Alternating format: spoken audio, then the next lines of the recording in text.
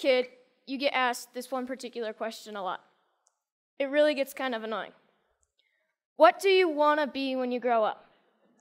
Now, adults are hoping for answers like, I want to be an astronaut, or I want to be a neurosurgeon. You adults and your imaginations. Kids, they're most likely to answer with pro skateboarder, surfer, or Minecraft player. I asked my little brother, and he said, seriously, dude, I'm 10. I have no idea. Probably a pro skier. Let's go get some ice cream. See, us kids are going to answer with something we're stoked on, what we think is cool, what we have experience with, and that's typically the opposite of what adults want to hear. But if you ask a little kid, sometimes you'll get the best answer, something so simple, so obvious, and really profound. When I grow up, I want to be happy. For me, when I grow up, I want to continue to be happy, like I am now. I'm stoked to be here at TEDx. I mean, I've been watching TED videos for as long as I can remember, but I never thought I'd make it on stage here so soon. I mean, I just became a teenager, and like most teenage boys, I spend most of my time wondering, how did my room get so messy all on its own? Did I take a shower today? And the most perplexing of all, how do I get girls to like me? Neuroscientists say that the teenage brain's pretty weird. Our prefrontal cortex is underdeveloped, but we actually have more neurons than adults, which is why we can be so creative and impulsive and moody and get bummed out. But what bums me out is to know that a lot of kids today are just wishing to be happy, to be healthy, to be safe, not bullied, and be loved for who they are. So it seems to me when adults say, what do you want to be when you grow up? They just assume that you'll automatically be happy and healthy. But maybe that's not the case. Go to school, go to college, get a job, get married, boom. Then you'll be happy, right? We don't seem to make learning how to be happy and healthy a priority in our schools. It's separate from schools. And for some kids, it doesn't exist at all. But what if we didn't make it separate?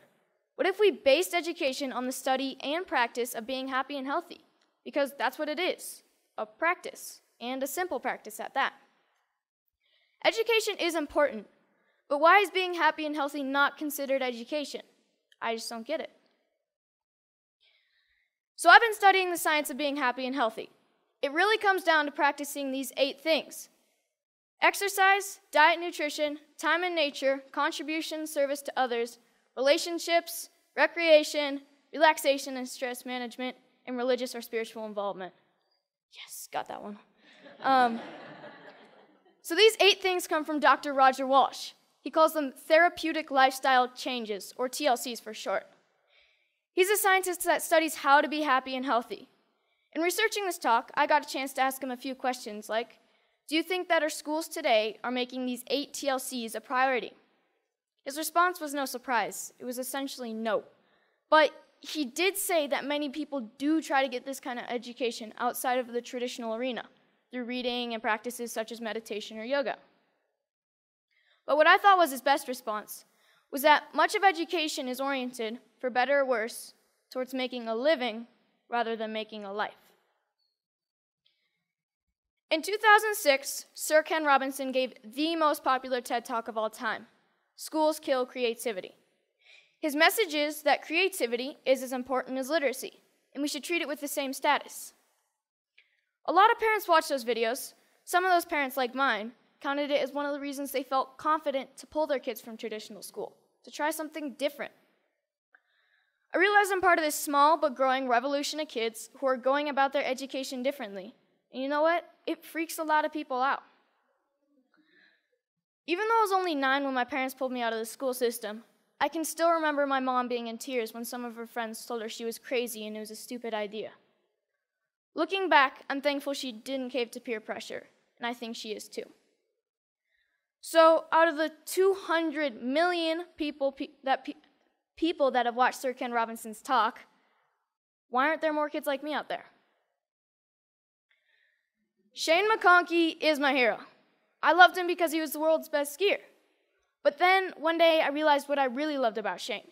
He was a hacker. Not a computer hacker. He hacked skiing.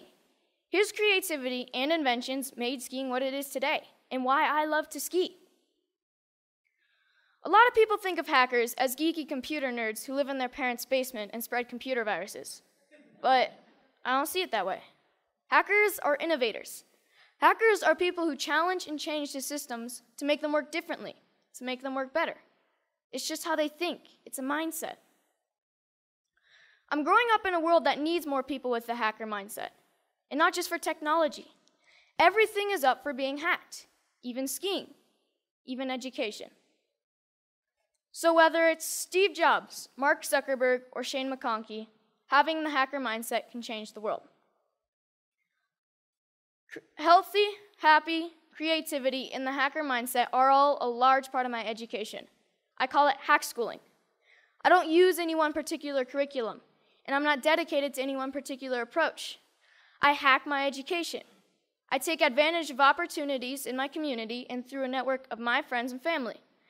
I take advantage of opportunities to experience what I'm learning, and I'm not afraid to look for shortcuts or hacks to get a better, faster result. It's like a remix or a mashup of learning. It's flexible, opportunistic, and it never loses sight of making happy, healthy, and creativity a priority. And here's the cool part, because it's a mindset, not a system. Hack schooling can be used by anyone, even traditional schools. So what does my school look like? Well, it looks like Starbucks a lot of the time. But like most kids, I study a lot of math, science, history, and writing. I didn't used to like to write because my teachers made me write about butterflies and rainbows, and I wanted to write about skiing. It was a relief when my good friend's mom started the Squaw Valley Kids Institute, where I got to write through my experiences and my interests, while connecting with great speakers from around the nation, and that sparked my love of writing. I realized that once you're motivated to learn something, you can get a lot done in a short amount of time, and on your own. Starbucks is pretty great for that.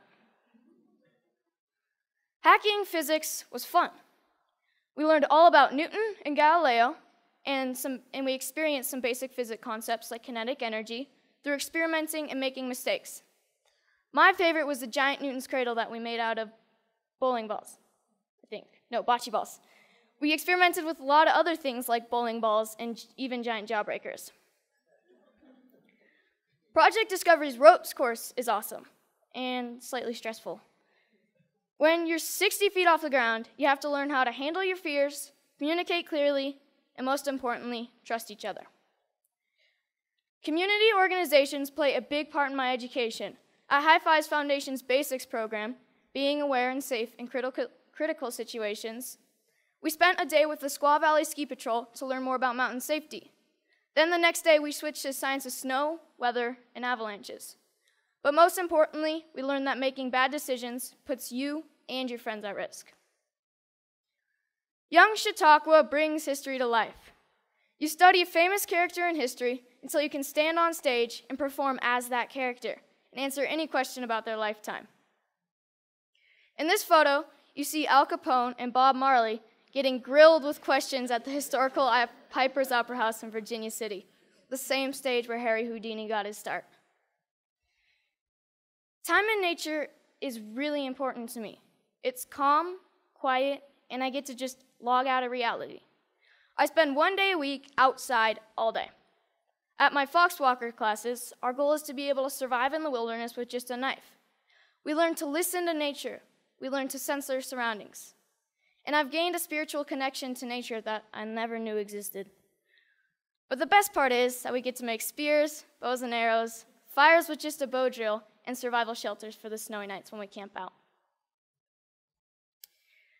Hanging out at the Moment Factory, where they hand make skis and design clothes, has really inspired me to one day have my own business.